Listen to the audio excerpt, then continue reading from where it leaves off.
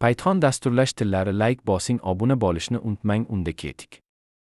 Bugungi kunda kompyuter savodxonligi o'qish va yozishni bilishdek dolzarb bo'lib qoldi. Kundalik hayotimizni elektron qurilmalarsiz tasavvur ham qilib bo'lmaydi. Kompyuterlar u yoki bu ko'rinishda telefon, notebook, aqlli soatlar, televizor, avtomobillar hayotimizning ajralmas qismiga aylandi. Maqsadimiz darsligimizning asl maqsadi sizda dastur va dasturlash haqida tushuncha hosil qilish, sizni tez va samarali yo'llar bilan dasturlash olamiga olib kirish, dasturlash asoslarini, eng muhim turli muammolarga yechim bo'luvchi dasturlash yozishni o'rgatish. Buning uchun Python tilidan foydalansakda kitobimizda yoritilgan mavzular va asosiy tushunchalar barcha dasturlash tillari uchun umumiydir.